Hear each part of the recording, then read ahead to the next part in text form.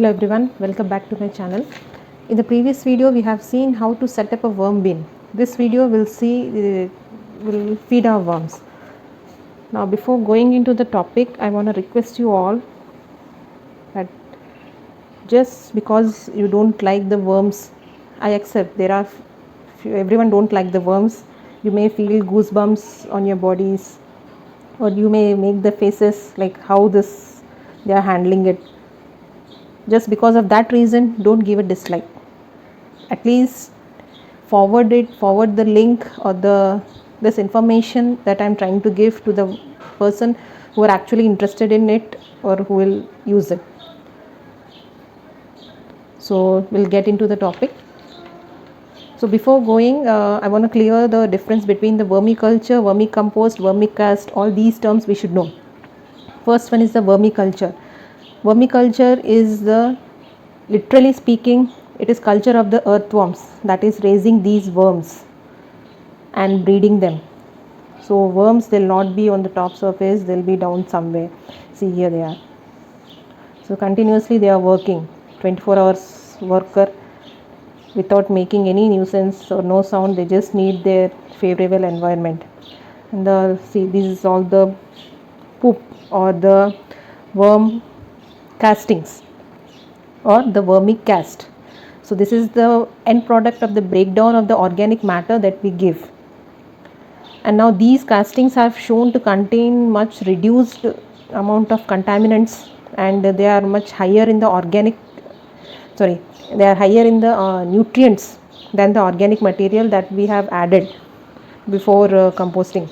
Now what is composting? The composting is the process of biological decomposition of this organic waste via joint action of the worms and the microorganisms.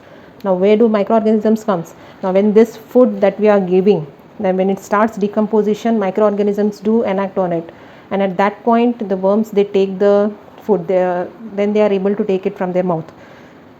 So that is the reason for fast decomposition process to start, we should cut the pieces into as small as possible. Like all other creatures, even these worms, they have their own preferences. They like the greens, they like the melons, lettuce, carrots, fruit peels, tea bags, cucumbers and all. And even in the brown part, they like the coffee grounds, paper, egg cartoons, dry leaves, shredded, moist newspaper, cardboards, everything. Now this I have taken, this the carrot peels, these are rich gourd, and even I had one older cucumber. So these three I'll be giving that. So in this my pile, almost if I see, they will be of this much. So 1 cup of worms will be there. So for them this much will be sufficient. It's better not to overfeed the worms. Even if the food is less, they will adjust themselves. But if the food is more, what happens is it starts decomposition, and the unleft part will produce smell, and that makes our bin smelly. We don't want all those. Now as the worm population increases, we can slowly increase the amount of feed or the food that we are giving. Now I'll just give this food scraps on one area. When I remove the topsoil, you can see they are busy. Okay, I'll not give it all at once. I'll spread them as a layer. Now there's another interesting topic, like how long does it take for vermicompost, like how much time it takes. The average time to complete the vermicompost process is around 3 to 6 months.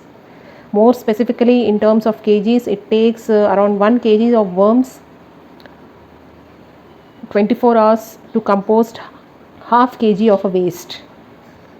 Now that's 2 kgs or half pound of red worms is around 1000 worms nearly.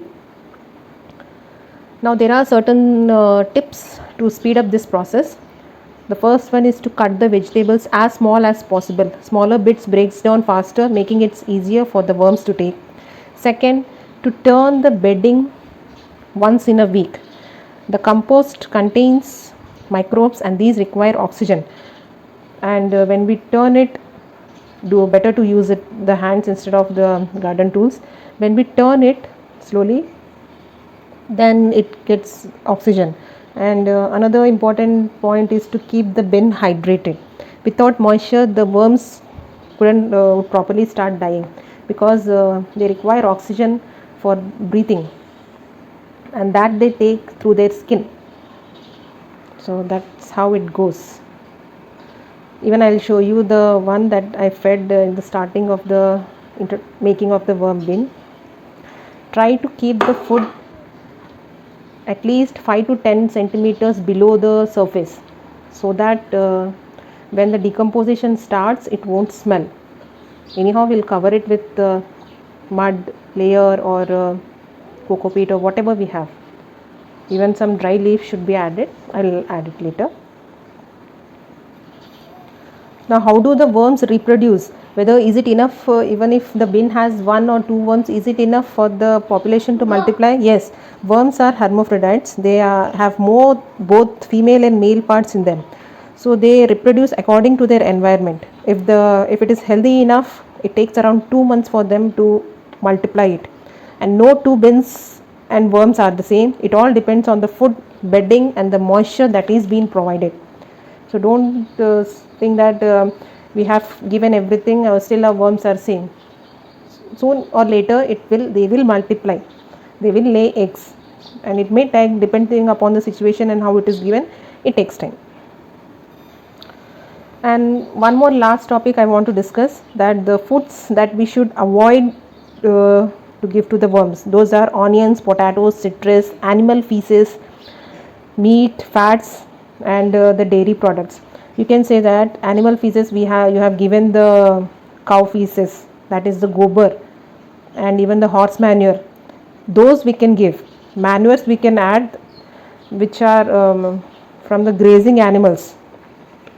Cow manure you can give, horse manure you can give, goat, buffalo, whatever. And second thing, they should not be added in the raw form, like when they are wet enough. Minimum it should be properly dried and around 2 to 3 years old. And these foods, the worms, they don't like, they have their own preferences, so they will not eat it. As probably even you people don't eat all the foods, right? You have your own choices. So gradually what happens, when these foods are added, they won't eat it and they will be left around, and that will start getting rot, and that will produce a smell and all, and that smell attracts the rodents and other insects, so it's better to avoid it. I guess this information is of some help for you all. Please do share this information with others. While setting up this bin, I have placed the first initial food scraps of carrot and papaya peels. Now we'll see how it is. Almost nothing is being seen.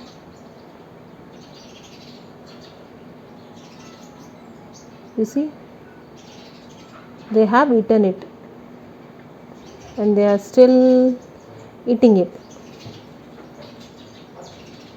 So yes, see here.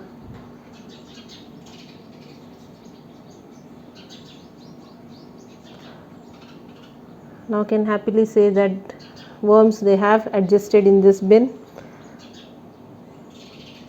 That's all. Thanks for watching. Under home composting, this is our second episode, and the third episode I'll be taking after 1 month duration, that is harvesting the compost and separating the worms, and again rebuilding the bin. So stay tuned for the video and do share it with others, and try to build your own worm bin. It won't smell. I have placed it right beside my study table. They are very good workers. They will not irritate you. Thanks for watching.